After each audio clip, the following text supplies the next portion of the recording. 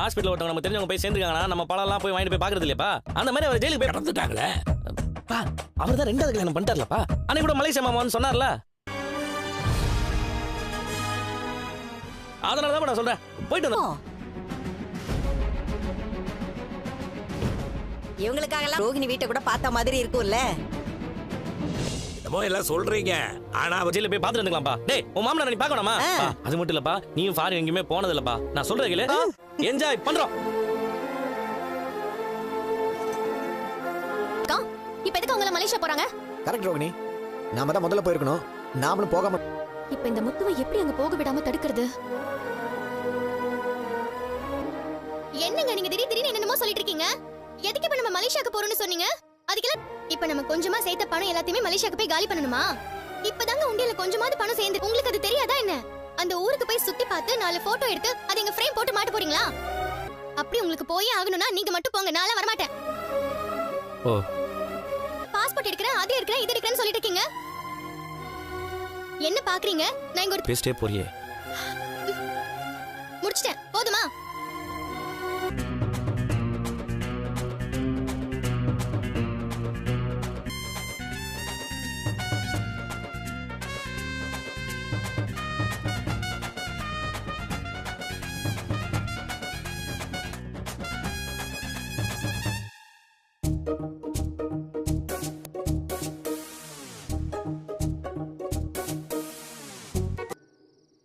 இப்ப எதுக்கு ரோட்டு பக்கம் நின்னு அந்த பக்கம் இந்த பக்கம் பராக்க பாத்துட்டு இருக்கீங்க?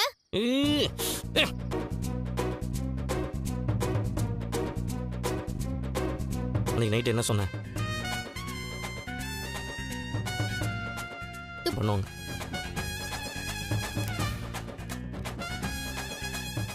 நீயும் என்ன மாதிரி யோசிப்ப?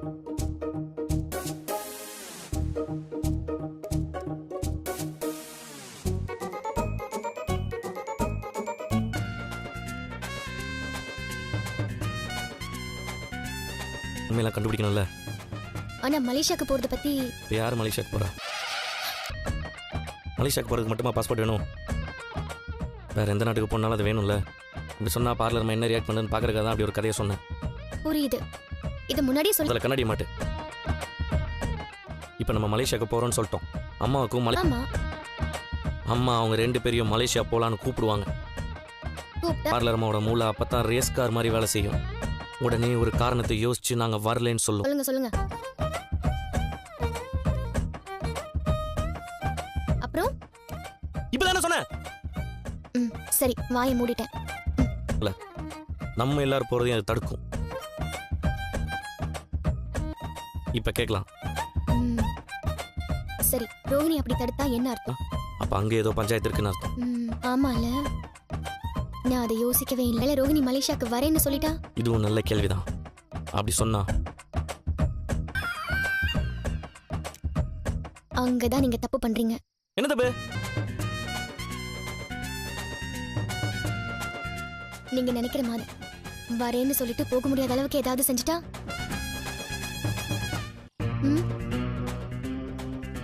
அவங்க எதையும் மறைக்கிறாங்க, அதை நம்ம கண்டுபிடிக்கணும். சமலா மாறிடுவியே. அதுக்கு நல்லது நடக்கணும் தான் இருக்கிற எல்லாரும் ஏமாத்திட்டு இருக்குது. ஓகே.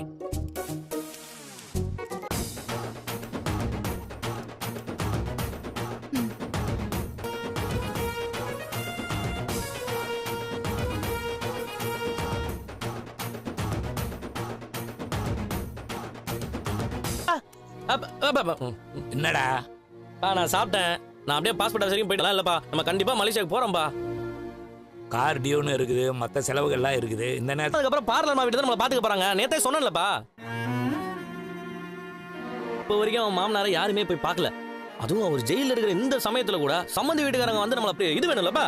இது அதான்ப்பா அந்த இது. டேய் ரவி, என்னடா இது? இது ஒரு குடும்ப இணைப்பு பயணம்னு வச்சுக்கலாம்பா. சரி. அப்பா, நீ ஏன்பா இன்ன வரைக்கும் பாஸ்போர்ட் எடுக்காமலே இருக்கிற? வெளிநாடு போற ஐடியா இருந்து, அது மட்டும் இல்லாம அப்பெல்லாம் பாஸ்போர்ட் வாங்குறது ரொம்ப கஷ்டம்டா. இப்ப மாதிரி எல்லாம் கிடையாது. வெளிநாட்டுக்கு போற எதுக்குப்பா ஜாதகம்லாம்? பாஸ்போர்ட் டிக்கெட் இருந்தா பார்த்தா உள்ளூர்ல இருந்துட்டா போதும் நினைச்சிட்டார் போல. ஆமா, ரயில் பாஸ் இருக்குன்னு தான் பேரு. இந்த பாஸை வச்சுக்கிட்டு எல்லா ஊருக்கும் போனாங்க. இவருக்கு எப்பவும் வேலை தான். இதெல்லாம் கூட்டிட்டு போலியா? ஆமா, கல்யாணம் ஆன புதுசுல கூட்டிட்டு போனீங்க, அதுக்கப்புறம் சென்னையவே தாண்டல. இல்ல சில ஈவெண்ட்ஸ் எல்லாம் அரேஞ்ச் பண்ணிட்டு இருக்காங்க. இவனை போய் கூப்பிடுறீங்க பாருங்க. மலேசியாக்கு எங்க? அப்ப உங்களுக்கு ஓகேவா? இல்ல பண்ணிட்டு வாங்க. இந்த மாதிரி சான்ஸ் எல்லாம் எப்பவுமே கிடைக்காது. அதுவும் இல்லாம எல்லாரும் பாத்துக்க போறாங்க. சம்பந்தி வீட்ல இருந்து வராங்கன்னா நாங்க எங்களுக்கு டைம் கிடைக்கிறப்ப இன்னொரு தடவை போய்க்கிறோம். அப்பயே ரோஹிணி எங்களுக்காக பாத்துக்கலாமே. மனோஜ், நீயும் ரோகிணி வாங்கடா. அட என்னம்மா நீ? அவருக்கும் உன்னை பார்க்கணும்னு ஆசை இருக்கும்ல. உனக்கு நல்லா தெரிஞ்ச ஊரு. என்ன மனோஜ் விளையாடுறியா? இங்க நாம 30 லட்சம் ரூபாய் கடனாளி ஆயி. ஆமாமா, டீலர்ஸ்லாம் வர கால் பண்ணிட்டே இருக்காங்க. இப்ப கடைக்கு நாங்க வந்து உட்கார்ந்த ஓனர் எப்பவுமே நீதான். பாப்பா நீ வேற ஏன்பா? அண்ணா அவன் 20 லட்சத்தை கொடுத்துட்டானா அன்னைக்கு வேணா ஓனரை மாத்திக்கலாம். அத கொடுக்கறதுக்காக தான் நாங்களும். எப்படி வருது? அது மட்டும் இல்ல ஆண்டி, எங்க அப்பாவை நான் அவருக்கு மனசே வரல. நம்ம மலேசியாவுக்கு போறது கன்ஃபார்ம். நம்ம பயணங்கள் முடிவதில்லை. ஓகேப்பா, நான் போயிட்டு இந்த பாஸ்போர்ட் ஆஃபீஸ்ல கொடுத்துட்டு வந்துடுறேன். நீ போய் சாப்பிடுங்க போங்க. வா. சொல்லி வரமாட்டேன்னு சொல்லிட்டாங்க. எனக்கு தெரியும் மீனா, இந்த கேடி தான் பண்ணணும்னு. அடுத்து நம்ம இது மலேசியால இருந்து வரலன்னு பாப்போம். சரி, நான் போயிட்டு வரேன்.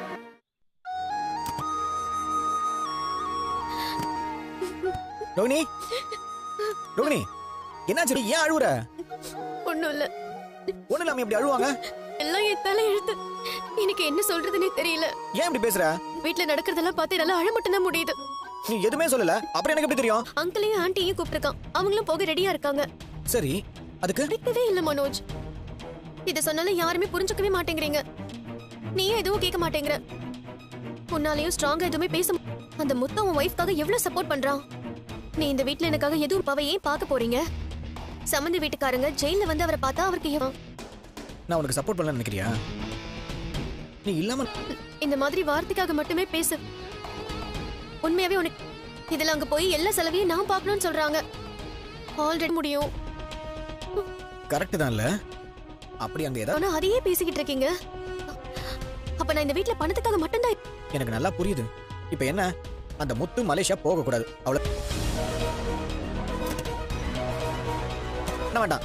என்னடா சரியில்லை? என்ன பண்ண வேண்டாம்?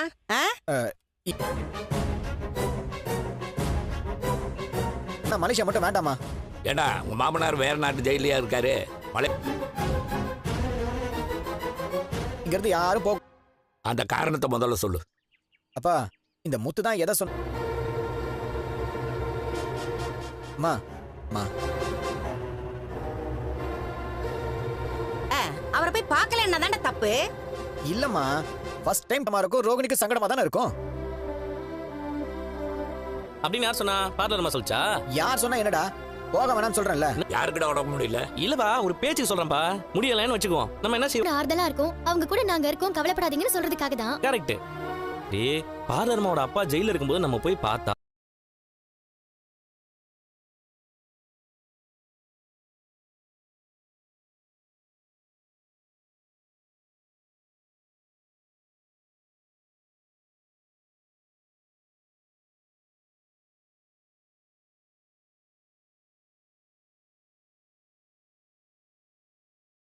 फ्रेंड्स, यहाँ पे हम लोग बात कर रहे हैं 21 जनवरी WWE मंडे नाइट रॉ के बारे में।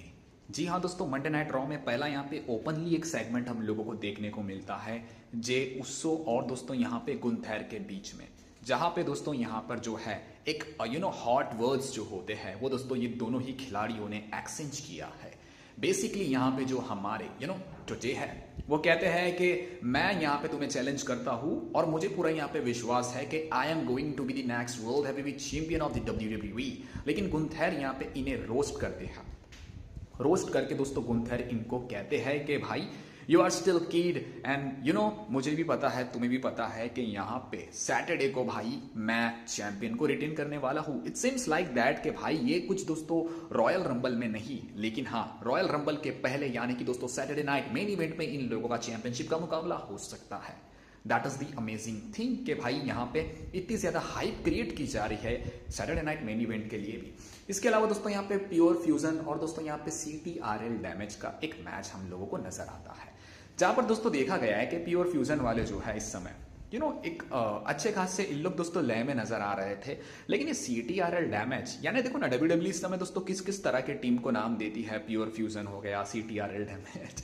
ये दोस्तों मुझे ना कभी कभी डिस्क्राइब करने के टाइम पे थोड़ा सा शॉकिंग, थोड़ा सा मुझे हंसी वगैरह आ जाती है। सो यस, मुझे माफ कर दीजिएगा। हालांकि दोस्तों यहाँ पे जो विनर थे वो थे दोस्तों यहाँ पे CTRL डैमेज। अब दोस्तों इनिशियली की मैं बात करता हूँ, यहाँ पे क्या होता है कि हम लोगों को नाया जैक्स जो है भाई साहब रिया रेप्ली पे नाया जैक्स अटैक करते हुए नजर आती है, जिसके बाद दोस्तों यहाँ पे सारे टीम लोग आ जाती है जो इंटरनली टीम होती है और यहाँ पे कहती है कि नाया चली जाइए, नाया आप चले जाइए नाया, क्योंकि आप रिया को बीट मत करो। इस तरह की चीज होती है। फिर दोस्तों यहाँ पे पहला मुकाबला हम लोग को देखने को मिलता है। ये मुकाबला होता है भाई साहब नाया जैक्स वर्सेस बेली के बीच में।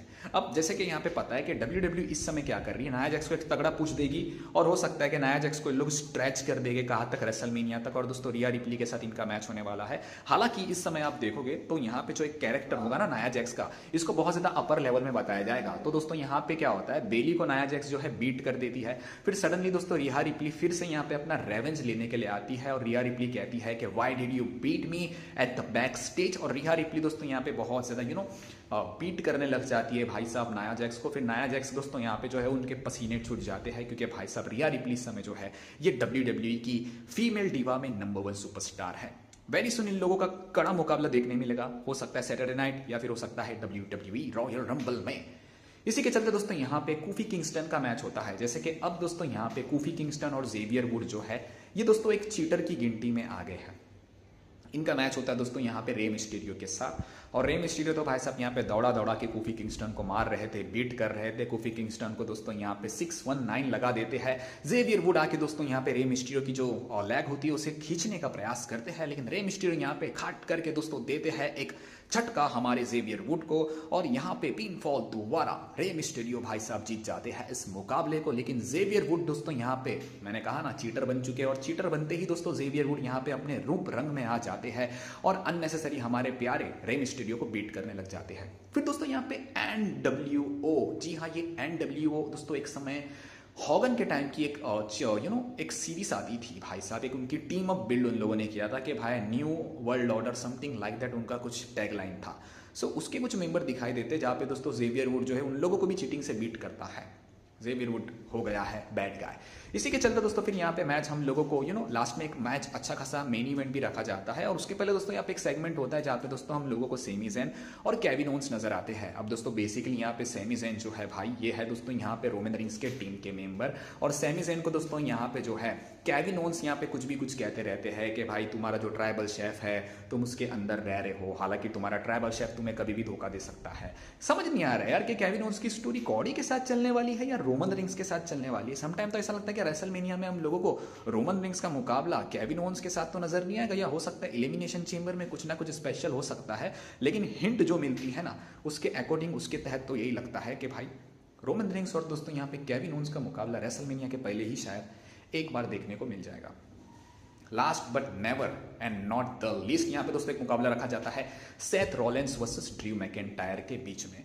ड्रू मैकेंटायर दोस्तों यहाँ पे एक खतरनाक कैरेक्टर में नजर आ रहे हैं। ड्रू मैकेंटायर दोस्तों शुरुआती से यहाँ पे सेथ रॉलिंस पे हावी हो रहे थे। फिर दोस्तों यहाँ पे मैच में बहुत ज्यादा ट्विस्ट टर्न देखने मिलते हैं, DDT लगाया जाता है, क्लेमोर किक लगाई जाती है। फिर यहाँ पे दोस्तों जो स्टॉम्प उनका, फिर हमारा जो पेडिग्री का जो मूव होता है भाई सेथ रॉलिंस वो भी दोस्तों यहाँ पे ड्रू मैकेंटायर पे करते हैं। हालांकि दोस्तों यहाँ पे क्या हो जाता है कि पिनफॉल द्वारा सेथ रॉलिंस इस मुकाबले को जीत जाते हैं, लेकिन यहाँ पे चीटिंग करते हैं भाई साहब और चीटिंग से दोस्तों यहाँ पे अगेन बीट करने लग जाते हैं ड्रू मैकेंटायर हमारे सेथ रॉलिंस को, जिसके बाद दोस्तों सैमी ज़ेन यहाँ पे रिंग में आ जाते हैं। सैमी रिंग में आके दोस्तों यहाँ पे सेथ रॉलिंस को बचाने का प्रयास करते हैं, लेकिन दोस्तों यहाँ पे सिचुएशन ऐसी हो जाती है कि सैमी ज़ेन दोस्तों आपको पता है ना जो एक रनिंग मूव मारते हैं, यानी ऐसा भागते भागते भागते फुट जो होता है थाड़ करके यहाँ पे मारते हैं।